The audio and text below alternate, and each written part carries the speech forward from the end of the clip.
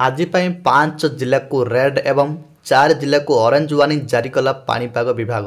मालकानगिरी, कोरापुट, रायगड़ा, गंजाम, गजपति जिले में प्रबल वर्षा हेबारु केतेक स्थान में भूस्खलन सांगक पहाड़ धसी। गजपति मालकानगिरी जिले में किछि स्थान में बड़ बड़ गछ उपुड़ पड़िथिबा जणा पड़िछि। तबे बात्या मंथा धीरे धीरे आगकू बढ़ुथिबारु भोर समय दक्षिण ओडिशा पाख देई छत्तीसगढ़ मुहां होईछि। प्रबल वर्षा और पवन नहीं मालकानगिरी, नवरंगपुर, कोरापुट, कलाहांडी और रायगड़ा जिला को वार्निंग जारी होईछि। सेहीपरि नुआपड़ा, बलांगीर, बरगड़, सुवर्णपुर, संबलपुर, बौद्ध, कंधमाल, गजपति और गंजाम जिलार गोटे दुईटी स्थान में प्रबल वर्षा हेबार संभावना थिबारु ऑरेंज वार्निंग दिया जाइछि।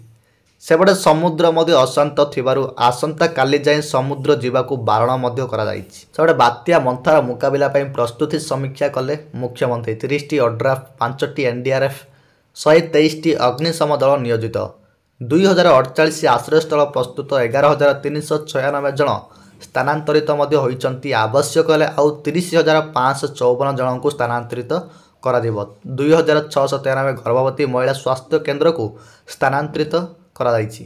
बात्या परे तुरंत फसल क्षति आकलन करी चाषी माननकु सहायता देबा पाई मुख्यमंत्री निर्देश। जीरो कार्जुअलिटी आमर लक्ष्य। बात्यार मुकाबिला पाई सरकार संपूर्ण भाव प्रस्तुत कहिले मुख्यमंत्री। प्रथमे कोकिनाडा परे आमलापुरम, शेष में आमलापुरम ठारू 45 किलोमीटर दूर नसापुरम रे स्थलभाग छुईला।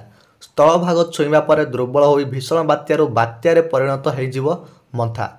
तेबे यही बात्या प्रभाव में आंध्र जड़े वृद्धा जीवन जाइथिबा सूचना मिली। आंध्र कोनासीमा जिले में वृद्धा घर उपर गछ पड़जिबारु मृत्यु होइछि।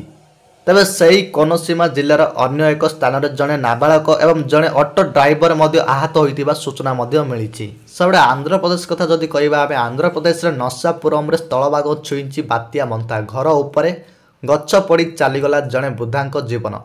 तेबे आंध्र प्रदेश नसापुरम रे स्थलभाग छुईछि बात्या मंथा।